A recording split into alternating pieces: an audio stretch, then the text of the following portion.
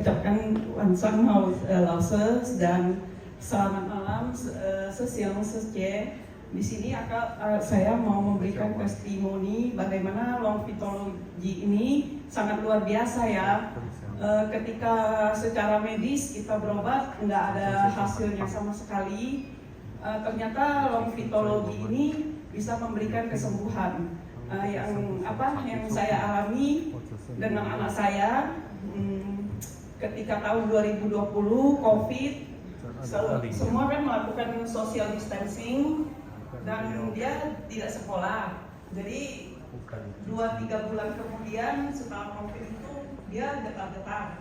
Awalnya getarnya sedikit, saya pikir mungkin itu suatu kebiasaan, saya tegur, dan semakin lama semakin getar. Akhirnya saya bawa ke dokter saraf, berobat selama 2 bulan, nggak ada perubahan.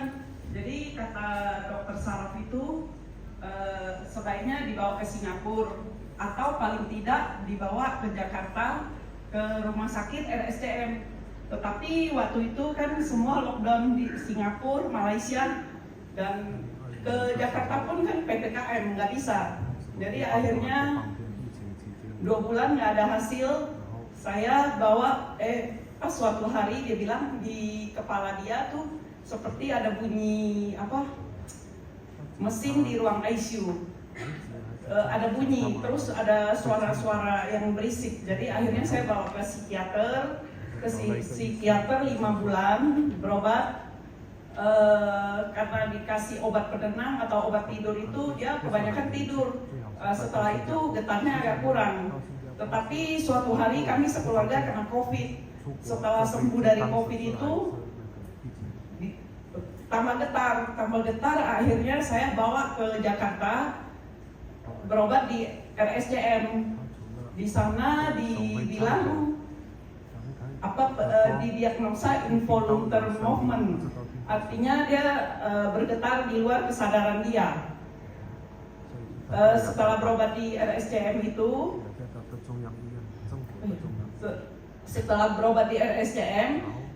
jadi obat dari psikiater di Jambi disuruh dihentikan, terus minum obat dari RSCM itu, tetapi malah tambah parah. Akhirnya saya berpikir mungkin minum obat psikiater itu diganti ke obat yang RSCM tidak cocok. Akhirnya saya bawa lagi psikiater di Jakarta. Tetapi setelah minum obat psikiater di Jakarta itu dia mengalami alergi yang sangat hebat, luar biasa. Tetapi ketika minum obat itu dia tidak langsung alergi. Jadi setelah pulang ke Jambi itu baru alergi.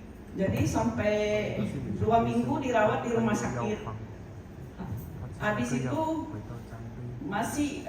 setelah itu saya telepon ke dokter psikiater Jakarta karena obatnya bikin dia alergi. Akhirnya dia merekomendasi teman-teman dia psikiater di Jambi juga, tetapi nggak ada perubahan itu